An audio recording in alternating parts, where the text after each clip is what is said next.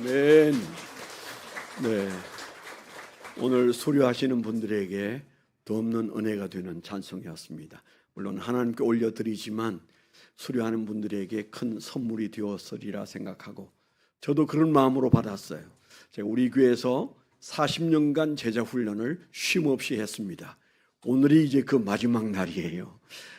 여기까지 제자 훈련을 인도하고 이제는 담임 목사님에게 바톤을 넘겨야 된다. 그런 마음으로 아름다운 교회 이제 제자 훈련 미사 채플에서는 일기인데 이분들의 수료와 함께 저도 긴 40년간의 제자 훈련을 마치려고 하는데 제게도 선물처럼 들렸습니다. 감사합니다.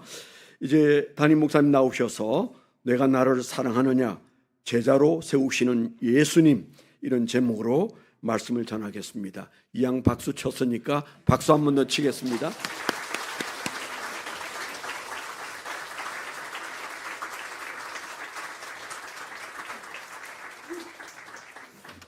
네, 멘토 목사님이 사회하니까 이런 은혜가 있네요. 예, 먼저 광고 몇 가지 드리도록 하겠습니다. 우리 제자훈련 1기 팀이 감사한 마음으로 성도님들에게 떡을 준비했습니다. 식사하실 때 맛있게 드시고 또 우리 제자훈련 팀을 위해서 계속적으로 기도해 주시면 감사하겠습니다. 그리고 우리 다음 주에 목장 편성을 하는데 목장 편성을 어떠한 원칙으로 하는가 그게 우리 주부에 잘 나와 있습니다. 오늘 잠시 목회 편지 한번 펼쳐보시기 바랍니다.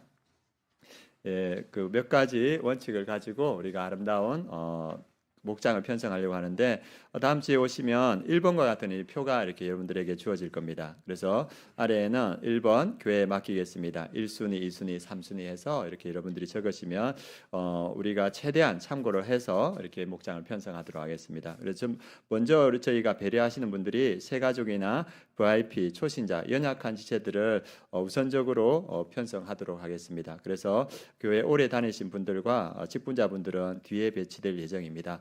나 초신자입니다. 그렇게 말씀하시면 안 됩니다. 그래서 연차별로 이렇게 하고 직분자분들 뒤에 이렇게 가고 그래서 1순위, 2순위, 3순위 목장의 편성이 혹 안 될 수도 있습니다. 그렇지만 그 부분 미리 양해해 주시면 감사하겠습니다. 그리고 각 목장은 가능한 한 내 가정을 넘기지 않도록 하려고 합니다. 그래서 사랑과 돌봄이 있도록 이렇게 하려고 합니다. 그래서 우리가 목장 편성을 할 때 어디가 더 좋은가 내가 어디 가면 내가 나와 친한 사람이 할 것인가 그것이 아니라 어디에서 함께 하나님의 사명을 감당할 것인가 이 마음으로 함께 임해 주시면 감사하겠습니다. 그래서 함께 기도로 이렇게 준비해 주시면 감사하겠습니다. 오늘 말씀은 내가 나를 사랑하느냐 제자로 세우시는 예수님 이 말씀으로 함께 은혜를 나누고자 합니다. 말씀을 준비하면서 제자훈련 출정식인데 주님께서 어떤 말씀을 우리에게 주시는가 이렇게 생각했을 때 예수님께서 제자훈련 수료식을 하면 어떤 말씀을 전하실까 많이 고민하는 가운데 이 말씀을 하셨겠다 이런 생각이 들었습니다. 그래서 오늘 말씀은 예수님께서 제자들에게 와서 그들을 제자로 세우면서 내가 나를 사랑하느냐 이렇게 물으셨고 왜 그렇게 물으셨는지 그리고 제자된 삶은 어떠한 삶을 살아야 되는지 그것을 크게 두 가지로 짧은 시간에 함께 나누도록 하겠습니다. 저희 부부가 늦게 결혼을 했습니다. 그래서 저는 30대 후반, 아내는 40대 초반. 그래가지고 이제 신혼여행을 어디로 가냐 이렇게 했는데 해외로 가자 이렇게 돼가지고 어디로 갈까 해서 보라카이로 이렇게 갔습니다. 보라카이로 이렇게 희망을 안고 이렇게 가서 거기 가서 여러 가지 경험들을 이렇게 많이 했습니다. 뭐 했냐면 스킨스쿠버 처음 해봤거든요. 그래가지고 물속에 5m, 6m 들어가니까 야 이러다 죽을 수도 있겠구나 이런 생각이 들어서 아내하고 저하고 손을 꼭 잡고 들어가서 그래가지고 생명을 위협을 느끼고 바깥에 나오니까 더 애틋해지는 거예요. 더 사랑스럽고 야 영화가 사실이구나. 생명의 위협을 받고 나면 서로 사랑하게 되는구나 그걸 느꼈습니다. 그리고 제트보트도 이렇게 타봤습니다. 그래서 아내가 뒤에 타고 제가 앞에 타고 오빠 달려 이 느낌으로 제트보트를 타고 그다음에 요트 타고 석양에 지는 데 나가서 실링도 이렇게 하고 그리고 리조트가 좀 괜찮은 거여서 아침을 그 해변가 비치에 식당이 있더라고요. 거기서 이제 열대 과일하고 다양한 음식들을 아우 좋다 이렇게 하면서 맛있게 먹고 돌아왔습니다. 그래서 좀 좋은 기억을 많이 가지고 이렇게 돌아왔습니다. 그리고 이제 올 3월에 멘토링 선교를 필리핀에 이제 두 번째 갔습니다. 두 번째 갔을 때 그날이 해필이면 저번에 말씀드렸듯이 금식이라고 겹쳐가지고 이 이 금식을 하루 종일 하는데 계속 비행기 타고 가는데 그 금식을 끝나고 이제 저녁에 필리핀 마닐라 공항에 내려서 그때 12시인가 이렇게 도착해 가지고 새벽 4시 5시 비행기 타고 또 다른 곳으로 가야 돼서 한 4-5시간 공항에서 이렇게 기다리고 대기를 했습니다. 그래서 많이 힘들더라고요. 그래 많이 힘들어서 이렇게 갔는데 힘든 만큼 은혜가 많았습니다. 그래서 그곳에서 이게 마지막 시간에는 이렇게 선교사님들이 60여 분 되는 선교사님이 다 일어나시고 또 저희들을 우리 아름다운 교회 성도님들을 다 단으로 초청해서 서로 축복하는 그 시간을 가지는데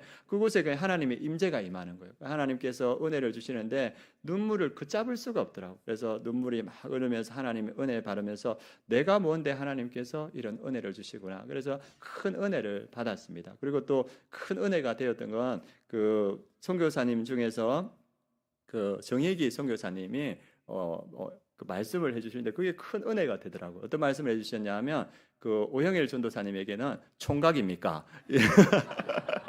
이렇게 물으시고 저를 설명할 때는 멘토 목사님 옆에 어떤 청년이 한 명 계속 따라다녀서 누군지 몰랐습니다. 이렇게 하더라고요. 얼마나 은혜가 됐는지. 그래 아마 어디 청년으로 보입니까? 어디 우리 총각으로 보입니까? 근데 선교지 가면 사람이 달라지나 봐요. 그래서 제가 드리고 싶은 말씀은 이번 멘토링 선교에 많이 참석하시기 바랍니다. 그래 많은 은혜 받으시고 그래서 이렇게 두 여행을 비교해 봤습니다. 두 여행을 비교해 봤을 때 신혼여행도 참 은혜롭고 좋았습니다. 사랑하는 아내와 함께 갔는데 그런데 그곳에 이렇게 감격 그런 것들은 좀 덜했어요. 그런데 이 멘토링 선교는 힘들었는데 그 안에 감격과 기쁨이 있었습니다. 그래서 뒤돌아볼 때 우리의 최고의 순간은 예수 그리스도 안에 있구나 그런 생각이 들었습니다. 예수 그리스도 안에 구원이 있는 줄 믿습니다. 예수 그리스도 안에 기쁨과 영광과 감격이 있습니다. 그래서 제가 돌아봤을 때 우리 성도님들의 가장 영광스러운 순간은 언제인가? 예수 그리스도 안에 있을 때 올 줄 믿습니다. 그래서 여러분들에게 영광스러운 순간이 옳고 그리고 말씀을 묵상하면서 생각되는 것이 나의 가장 영광스러운 순간은 내가 이 세상을 끝마치고 천국에서 예수 그리스도를 만날 때 그때가 가장 영광스러운 순간이 되겠다. 그런 기대감이 생기는 거예요. 그래서 우리 성도님들 예수 그리스도 안에서 그 영광스러운 순간들을 누리고 또 천국에서 그 순간들을 누리는 우리 성도님들 되시길 원합니다. 그래서 예수님께서 그런 것들을 다 아시는데 제자들이 그 영광과 은혜와 기쁨을 다 버리고 떠났어요. 그래서 예수님이 십자가에 죽으셨을 때 베드로는 3번이나 부인하고 예수님을 떠났고 제자들도 다 고기 잡으러 갔습니다. 그런데 예수님께서 그 제자들을 찾으러 갈릴리로 오셨습니다. 왜 그렇습니까? 그 영광과 기쁨과 은혜들을 제자들에게 회복시키고 싶어 하시는 겁니다. 그래서 오셔서 그 제자들에게 물으신 한마디 말씀은 뭐냐면 네가 나를 사랑하느냐. 그리고 예수님께서 왜 제자들에게 오셔서 그 말씀을 하셨을까? 그리고 제자들은 이제 앞으로 어떻게 살아야 되는가? 그 말씀을 나눌 건데 첫 번째 예수님께서 네가 나를 사랑하느냐 물으시는 것은 이 베드로가 3번 예수님을 부인했지 않습니까? 어떻게 부인했냐 하면 저주하며 맹세하며 부인했다 이렇게 말하거든요. 그 말은 뭐냐 하면 자신이 이 말하는 것이 거짓이면 자기가 저주를 받아도 좋다. 자기가 하나님의 이름으로 그 예수 그리스도를 모른다 이렇게 맹세하며 했습니다. 얼마나 큰 실패입니까? 그런데 예수님께서 그 갈릴리에 고기 잡는 그 베드로를 찾아간 이유는 여전히 예수님은 베드로를 사랑하시기 때문입니다. 그가 실패했고 예수님을 저주하며 맹세하며 부인했지만 예수님은 여전히 베드로를 사랑하시는 거예요. 그리고 그 베드로에게 찾아가셔서 그 사랑을 다시 불러일으킵니다. 우리 성도님들 우리 1년 동안 또 지금 이곳에 와서 이게 하나님을 잘 섬기고자 하는 그러한 마음들이 있었을 겁니다. 그래서 했지만은 또 우리의 연약함 때문에 예수님을 온전히 섬기지 못하고 또 사명의 자리에 있지 못하실 분들도 계실 겁니다. 그런데 예수님은 여러분들에게 그 어느 거 하나 묻지 않으시고 예수님 오늘 여러분에게 하시는 말씀은 뭐냐 하면 네가 나를 사랑하느냐. 그 말 속에는 뭐가 품어 있습니까? 너가 연약하고 실패했지만 나는 여전히 너를 사랑한다. 그 예수님의 마음이 들어 있습니다. 예수님은 우리 성도님들을 사랑하는 줄 믿습니다. 우리가 어떠한 모습이든 우리가 어떤 성과가 없든 그건 상관없습니다. 예수님은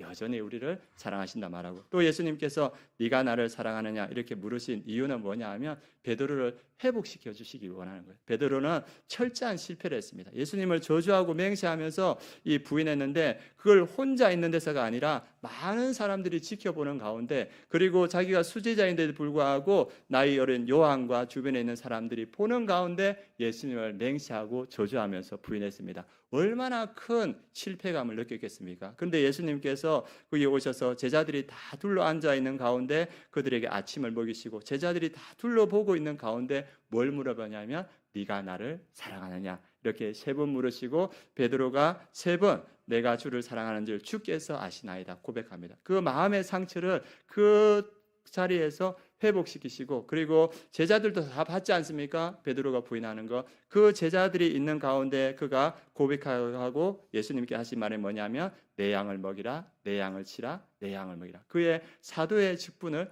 회복시켜 주시는 것을 봅니다. 예수님이 왜 이 자리에 오셨냐? 실패한 베드로, 절망 가운데 있는 베드로를 회복시키기 위해서 이 자리에 오신 겁니다. 마찬가지입니다. 우리도 여러 가지 어려움과 아픔이 있어서 실패하고 절망할 수 있는데 예수님께서 우리를 회복시키기 원하시는 줄 믿습니다. 우리 회복은 어디에서 일어나냐? 예수님께서 나를 사랑하는 그 사랑을 할 때 우리 안에 회복이 일어나고, 내 안에 예수님을 향한 사랑이 있다는 것을 깨닫고 고백할 때 회복이 일어나는 줄 믿습니다. 이 시간 우리 성도님들에게 예수님이 뭐라 물으십니까? 네가 나를 사랑하느냐 묻습니다. 그 주님께서 여전히 우리 성도님들을 사랑하고, 우리 성도님들 안에 예수님을 사랑하는 그 마음이 있을 때 우리 안에 온전한 치유와 회복이 있을 줄 믿습니다. 그 은혜가 우리 성도님들에게 있었으면 좋겠습니다. 그리고 3번째, 네가 나를 사랑하느냐 이렇게 물으신 이유는 그 주님을 향한 사랑이 우리에게 능력이 되기 때문입니다. 베드로는 이제 예수님을 통하여서 사도의 직분이 회복되고 성령 충만을 받고 초대교회의 지도자가 됩니다. 그리고 그가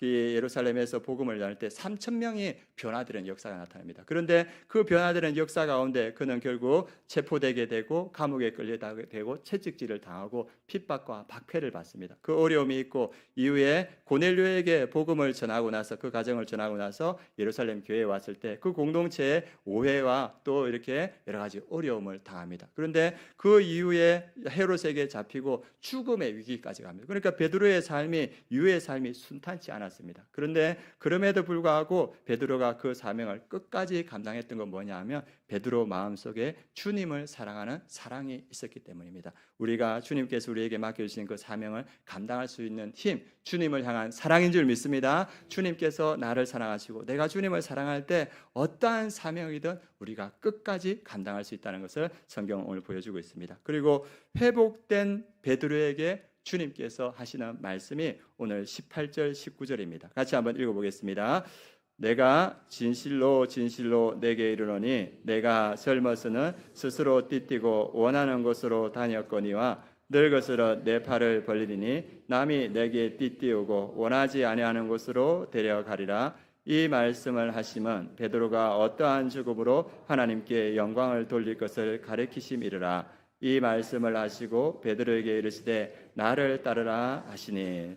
우리 제자된 우리 성도님들에게 하시는 말씀이고, 오늘 제자 훈련 수료하는 우리 여기 제자 수료자들에게 주님께서 하시는 말씀입니다. 너희가 젊었을 때는 내 스스로 띠띠고 원하는 곳으로 다녔다. 그래서 내가 하고 싶은 대로 내가 주도권을 가지고 내 인생을 살았다. 그런데 제자는 그렇지 않다는 겁니다. 누가 데리고 다닙니까? 예수님께서 그에게 띠띠고 예수님이 원하는 곳으로 데려간다. 그래서 이제 우리의 삶은 예수님께 매인 삶이 되었다는 겁니다. 여기 있는 분들 다 예수님께 매인분이 된 줄 믿습니다. 예수님께서 원하시는 곳에 가는 것이 제자의 삶이다. 우리 예수님께서 이 땅에 오셨을 때 주님께서 많은 일들을 했는데 주님 스스로 한 게 없어요. 뭐냐 하면 하나님의 뜻대로 했다 하거든요. 예수님의 삶도 하나님께 맡겨진 삶이었고 하나님의 뜻대로 하는 삶이었습니다. 그래서 마지막에 그 겟세마네 동산에서 기도할 때 내 뜻대로 하지 마시고 누구의 뜻대로? 아버지의 뜻대로, 그것까지 아버지께 맡기고 나아갔습니다. 그럴 때 하나님께서 예수님의 이름을 가장 높은 이름을 주시고 모든 무릎이 예수님께 꿇게 하시고 예수를 그리스도 주라 신하게 하셨다. 그래서 하나님께서 예수님을 통하여서 영광 받으셨다 합니다. 오늘 베드로도 그의 삶이 예수님께 드려졌을 때 그의 삶이 영광을 드러냈다고 말하고 있습니다. 그래서 18절 19절을 보면 19절 이 말씀을 하시면 베드로가 어떠한 직업으로 하나님께 영광을 돌릴 것을 가리키심이라. 그의 삶이 하나님께 영광이 되었고 그의 죽음까지 하나님께 영광이 되었다. 우리의 삶을 주님께 드릴 때 우리의 삶을 통하여서 하나님께서 영광 받으신다 이렇게 말하고 있습니다. 한 목사님이 방주와 그리고 그 갈대 상자에 대해서 이야기하더라고요. 방주에는 배에 있어야 되는 두 가지가 없습니다. 뭐가 없냐면 이 방주가 다닐 때 이 동력 장치가 있어야 되는데 방주에는 동력 장치가 없어요. 또 하나 없는 게 뭐냐 하면 조향 장치, 방향을 조절하는 그 장치가 방주에는 없습니다. 방주는 뭐만 하고 있습니까? 떠만 있어요. 근데 떠 있는데 이 방주를 누가 움직이십니까? 하나님이 움직이시는 거예요. 그래서 하나님의 때 가장 적합한 곳에 어디에 세웁니까? 아라랏산에 세우시고 거기서 새로운 시작을 이루게 하십니다. 그래서 방주는 오로지 하나님께 맡겨진 운명이었다. 우리도 마찬가지입니다. 우리가 하나님께 우리의 삶을 맡길 때 하나님께서 가장 적합한 곳에 우리를 세울 줄 믿습니다. 그래서 우리를 통해서 하나님께서 영광 받으신다. 갈대 상자도 마찬가지입니다. 그 갈대 상자는 동력 장치도 없고 조향 장치도 없어요. 그 안에 생명만 들어 있습니다. 그런데 그 갈대 상자를 이집트의 나일강에 띄웠을 때 하나님께서 그 갈대 상자의 동력 장치가 되고 하나님께서 이 갈대 상자의 조향 장치가 되어서 어디로 인도합니까? 애굽 공주의 품으로 인도하는 겁니다. 하나님이 우리가 어디에 가야 될지 가장 잘 아십니다. 우리의 삶을 주님께 맡길 때 하나님께서 우리의 삶은 아라랏산으로 인도하시고 우리의 삶을 바로의 공주의 삶으로 인도하는 줄 믿습니다. 그래서 우리를 통하여서 하나님께서 영광 받으신다. 성경은 이렇게 말하고 있습니다. 제가 이제 다음 주에 우리 성도님들과 함께 목장 편성을 하는데 우리 목자에 많은 생각들이 있을 겁니다. 내가 어느 목자에게 가야 되나 이런 생각들이 아마 있을 건데 제가 생각할 때 하나님께 맡기는 것이 가장 좋을 줄 믿습니다. 우리 생각은 좁지만 우주를 창조하신 하나님은 가장 큰 생각과 지혜로 우리를 인도하십니다. 그래서 여러분들 기도하실 때 내가 좋아하는 그런 목장이 아니라 하나님께서 어디를 가기를 원하시는가 기도하시고 또 되도록이면 하나님께 모든 것을 맡기고 여러분들이 갈 때 가장 여러분들에게 기쁨과 은혜가 되고 하나님께 영광이 되는 그런 목장 평생이 될 줄 믿습니다. 오늘 말씀을 통하여서 여기에 수료하시는 분들에게 주님이 하시는 말씀은 뭐냐 하면 너희 앞으로 이분들이 사역을 하나님께서 맡겨주신 일을 해갈 때 그 힘의 원동력이 되는 것은 하나님을 향한 주님을 향한 사랑이다. 그 사랑이 있을 때 주님께서 맡겨주신 그 사명을 감당할 수 있고 또 하나 이제 내 삶은 내 것이 아니다. 누구 것입니까? 예, 목소리가 다 적으시네요. 자기 삶이 자기 것이라 뜻이 잘 아니시겠죠. 우리의 삶은 주님의 것이다. 이것을 오늘 성경은 말해주고 있습니다. 오늘 마지막 한 가지 말씀을 나누고 오늘 말씀을 마무리하도록 하겠습니다.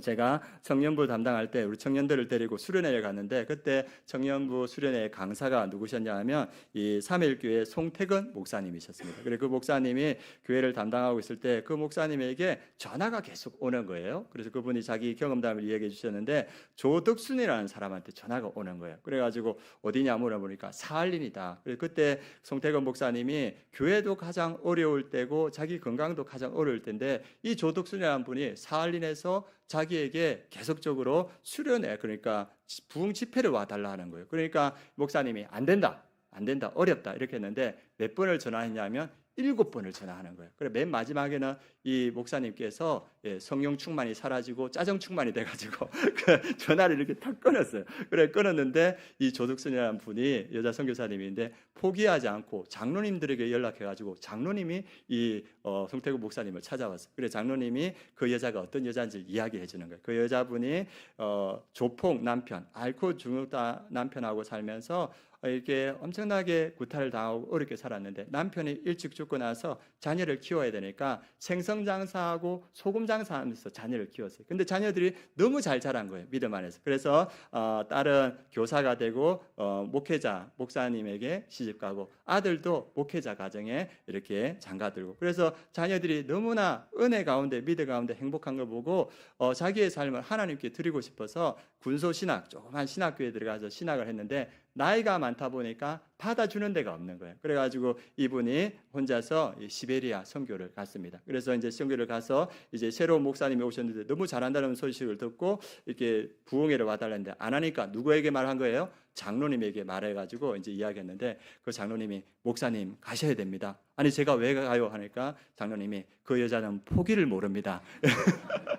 그래가지고 어쩔 수 없이 장로님 그 목사님이 장로님들 가시면 나도 가겠습니다. 제가 선교팀을 꾸려가지고 시베리아에 도착했습니다. 그래 가 보니까 시베리 그 사할린이죠. 사할린 그 중심부도 아니고 한참 떨어진 8시간을 버스를 타고 갔대요. 그 버스를 탔는데 버스에 그 사할린인데 창문이 없더랍니다. 그 버스를 타고 8시간을 달려서 새벽 4시에 그에 도착했답니다. 그래가지고 이제 자야 되지 않습니까? 그러니까 조득순 선교사님이 목사님 성도들이 기다리고 있습니다. 이렇게 해가지고 그 예배당에 갔는데 얼마나 힘들겠습니까? 그래 가서 이제 아니 그냥 고려인들 몇 명 모아가지고 이렇게 목회하시는가 보다. 그러니까 짜증이 났는데 그래 들어가서 이렇게 가보니까 하얀 백인이 110명이 그 새벽 4시, 5시 나와 있는 거예요. 그래가지고 어쩔 수 없이 복음을 전하고 그 다음에 말씀을 인도하고 기도하는데 막 하늘 문이 열리면서 하나님의 은혜가 한량없이 부어지는 거예요. 그래서 여기 하나님의 은혜가 있구나. 큰 감동을 받았답니다. 이제 집에 가서 자야 되지 않습니까? 그런데 그 조덕순 선교사님이 목사님, 성도님들이 은혜 받아서 한 번 더 예배 들어달랍니다. 이렇게 된 거예요. 그래가지고 그 지친 몸으로 그 예배를 한 번 더 드렸어요. 그리고 나서 이제 들어와서 기절했대요. 기절해가지고 이제 고나게 자고 있는데 또 누가 나타났겠습니까? 조덕순 선교사님이 자고 있는데 기절했는데 목사님을 깨우면서 저하고 같이 가셔야 될 때가 있습니다. 깨우는 거예요. 그래서 조금 자고 같이 갔는데 그 사할린 숲속에 이렇게 가더랍니다. 그 숲속에 가서 보니까 이 판자로 지어진 공포 영화에 나올 것 같은 그런 집에 가면서 목사님 보고 같이 들어가자는 거예요. 그리고 여기 어디입니까? 들어와 보면 아십니다. 그래가지고 그 안에 들어가 보니까 그 러시아에는 기온이 춥지 않습니까? 추운데 그곳에도 행렬병자가 많다 하더라고요. 그래서 그 추위에 그냥 놔두면 죽을 수밖에 없는데 그 조덕순 선교사가 그 전도하고 다니면서 나이 든 어르신들, 할머니, 할아버지 그런 분들을 다 데려와서 거기서 그들을 돌보는 거예요. 그래서 보통 이렇게 그 바깥에 있는 행렬병자분들은 한 2개씩은 질병이 있대. 복합 질병이 있고 또 대부분 치매에 걸린 분들이 많은데 그분들 40명이 거기서 공동체 생활을 하는 거예요. 그리고 이 조덕선 분이 러시아 여인을 2명을 고용해서 그 할머니 할아버지를 섬기게 하는 거예요. 그래가지고 이 송태근 목사님이 들어가 보니까 이 할아버지 할머니들이 있는데 얼굴이 반들반들 하더래요. 그러니까 이 두 분이 그분들을 계속 섬기면서 그런 일들을 한 거죠. 그래서 이 조덕순 선교사님이 뭘 생각했냐면 목사님이 한국에서 왔으니까 떡본 김에 제사 지는데 이런 말 하면 안 되죠. 이런 말 하면 안 되는데 떡본 김에 그래가지고 목사님이 오신 김에 뭘 했냐면 세례식하고 성찬식 해야겠다. 그래서 혼절에 있는 목사님을 깨워가지고 이렇게 하는 거예요. 그래가지고 이제 그분들 40여 분 할아버지 할머니를 보는데 이 조덕순 선교사님이 이 러시아 할아버지 할머니들 치매 걸리신 분들한테 뭘 했냐면 사형리를 러시아어로 다 외우게 했어요. 그리고 또 브릿지를 다 외우게 하고 그 다음에 사도신경과 그리고 주기도문을 다 외우게 한 거예요. 그래가지고 그 모습을 보고 이 송태근 목사님이 감동을 받았는 거예요. 그래서 마음에 큰 강이 은혜의 강이 생기면서 이렇게 하고 있는데 막 바깥에서 이렇게 좀 뒤에서 막 시끄럽더랍니다. 그래가지고 성찬식 하려고 하니까 그 선교사님이 저 뒤에 한번 갔다 오십시오 하니까 안 가도 됩니다. 그래 갔다 오십시오 하니까 갔다가 왔어요. 그래서 선교사님이 송태근 목사님한테 그냥 해도 됩니다. 왜요? 저 뒤에 할머니들이 조용히 해라고 싸움이 났어요. 그래가지고 치매에 걸리시니까 서로 이렇게 싸우시는 거예요. 그래서 그곳에 그 40명의 러시아 할아버지 할머니들에게 뭘 줬냐면 이 세례를 주고 그리고 성만찬을 하고 그 눈물의 성만찬을 하고 왔는데 너무 감동이 되는 거예요. 그래서 돌아오는 날 이제 선교팀이 다 모여서 이 먹먹한 감동을 가지고 그 목사님이 바깥에 이제 거실에 앉아 있으니까 이 선교사님이 이렇게 들어왔대요. 그래서 선교사님이 이런저런 상황을 보니까 이 선교사님이 이런 러시아 어르신들 할아버지 할머니를 모아서 돌보는 곳이 5곳이 있다는 거예요. 그래서 2시간, 3시간 가야 되는 곳곳에 이러한 요양원 같은 걸 만들어서 그들에게 복음을 전하고 있고 그리고 이 선교사님 이야기를 들어보니까 암이 2개나 계시대요. 암이 2개나 있고 그리고 다리를 봤는데 여자 다리가 아닌 거예요. 깨지고 그리고 부딪히고 이렇게 찢어지고 그래가지고 다리가 남자 다리인 거예요. 그래서 참 그 모습을 보면서 이 송태근 목사님이 그 선교사님에게 선교사님 10년 전에 여기 왔을 때 산다 죽는다 그런 말도 러시아로 못했는데 어떻게 이 대단한 사역을 이루셨습니까? 이렇게 물으셨대요. 그래서 송태근 목사님은 보통 목회자들이 사명이고 소명입니다. 이렇게 대답하지 않습니까? 그래서 그걸 기대했는데 갑자기 막 남자 같은 대장부 같은 그 선교사님이 얼굴이 빨개지면서 수줍음을 띠면서 몸을 꼬으면서 주님이 저를 얼마나 사랑하시는데요. 이 말을 하는 거예요. 그때 이 송태근 목사님이 주님의 사명은 소명과 사명으로 이루는 것이 아니고 주님의 사랑으로 하는 거구나. 사랑에 매이면 주님의 사명을 감당하는. 그래서 사명에 그 이루는 것이 주님의 사랑이다. 사랑에 매여야 이 일을 감당한다. 그 이야기를 해주시는 걸 들었습니다. 우리 여기 있는 성도님들 주님의 사랑에 매이시기 바랍니다. 주님이 나를 사랑하고 내가 주님을 사랑할 때 어떤 일들을 우리가 감당할 수 있습니다. 오늘 이 제자훈련 수료하시는 분들도 주님의 사랑에 매이시기 바랍니다. 주님의 사랑에 매여서 주님이 가라시는 곳에 가서 주님의 그 사명을 감당할 때 여기에 있는 분들을 통하여서 하나님의 영광이 나타날 줄 믿습니다. 우리가 이 마음으로 이 믿음으로 우리가 함께 찬양하면서 주님께